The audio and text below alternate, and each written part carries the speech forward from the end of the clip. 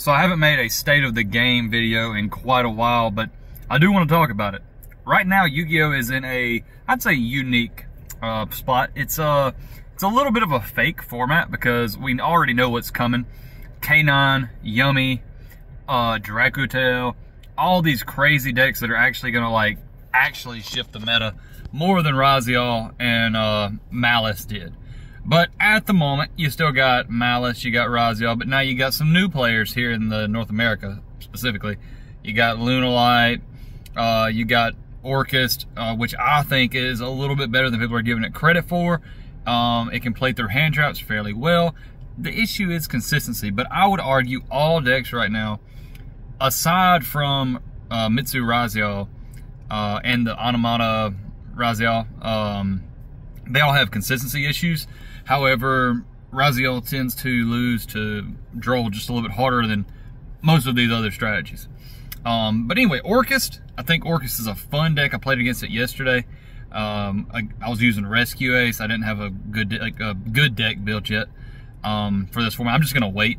I'm probably gonna build like K9 Vanquish Soul, just play the best deck, and that deck's fun, so you might as well. Although there will be a lot of counters to it, I don't think that's a deck that you're gonna be able to counter very easily. You might start seeing people putting Gamma back in their deck, but Gamma's a one of.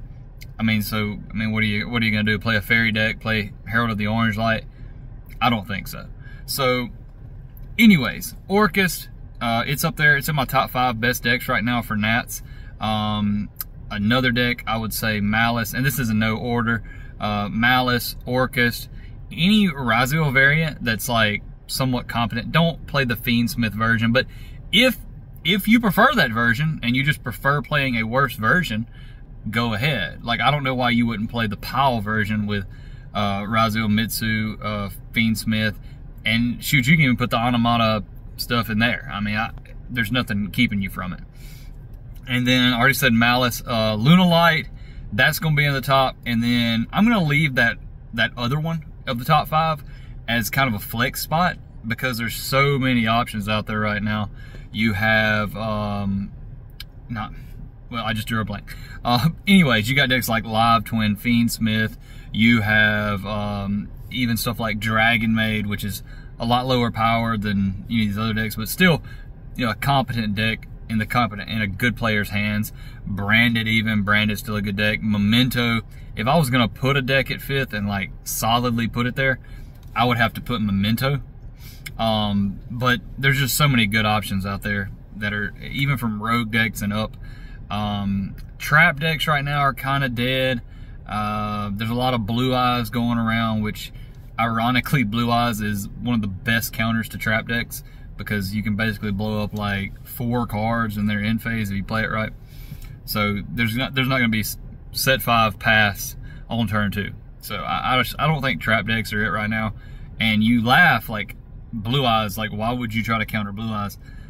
I mean, there's going to be a lot of Blue Eyes at a Nats in a year of Blue Eyes being good again. So, you know, if you don't respect decks like that, even though most of the counters like Bestials and things like that are going to, and even Ash Blossom, even the Mold Charmies, everything's going to cover Blue Eyes very well.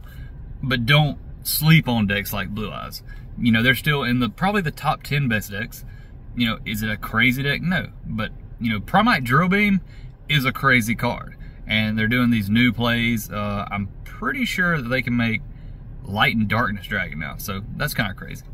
But anyways, guys, thanks for watching. I'll be making content, hopefully a lot more soon. And hope to see y'all at Nats.